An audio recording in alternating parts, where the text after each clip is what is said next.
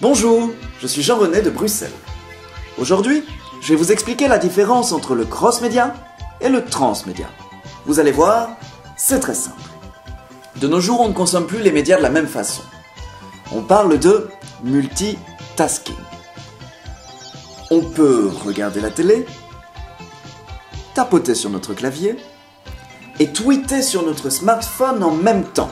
On recherche avant tout l'interactivité. De ces nouveaux usages naissent de nouvelles formes de création comme le cross-média et le transmédia.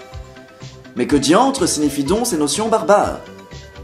Le cross-média poursuit avant tout une finalité marketing. C'est la déclinaison d'un contenu principal sur des médias complémentaires. Bon, peut-être que vous ne voyez pas bien ce que je veux dire.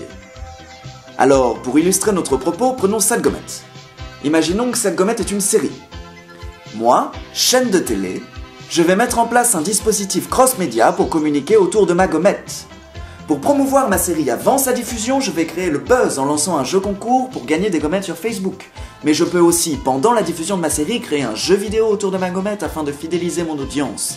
Une fois la diffusion terminée, je peux monétiser encore ma série en créant une application iPhone pour revivre les meilleurs moments de la gommette. Le cross-média vise donc à optimiser l'effet d'une campagne marketing en misant sur les synergies entre différents médias. Vous avez pigé? Alors passons au transmédia.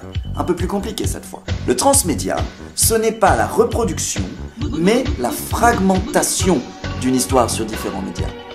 Chacun des médias va délivrer une partie du récit, puis à la manière des pièces d'un puzzle, les différentes histoires vont se compléter pour former une super histoire. Pour illustrer cela, reprenons notre gommette et plaçons-la au cœur d'un dispositif transmédia.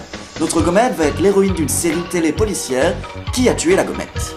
Entre la diffusion de 2 épisodes, je vais pouvoir aider les enquêteurs sur le site quiatuelagommette.com à élucider le mystère de l'assassinat gommettique. Pour ce faire, je recevrai des indices par texto sur mon smartphone. Enfin, je vais pouvoir retrouver ma gommette en BD dans des aventures inédites explorant le passé de notre héroïne. Vous le voyez, ces différents supports permettent une totale immersion du spectateur dans l'histoire. Bon, et vous allez me dire, cross-média, transmédia, c'est bien beau, mais pas gratuit quand même. Alors d'où vient l'argent pour financer tout ça? Aujourd'hui, on a 2 grands types d'acteurs, mais non, voyons, pas cela. Nous avons les chaînes de télé publiques qui sont dans une logique d'expérimentation, pour favoriser l'émergence de ces nouvelles écritures comme le transmédia. Et les chaînes de télévision privées qui sont plus portées vers des projets cross-média destinés à promouvoir les contenus qu'elles diffusent. N'oublions pas le CNC qui participe activement au financement de ces nouvelles formes de création. Voilà, c'est fini pour aujourd'hui. Alors, à tantôt pour de nouvelles aventures numériques.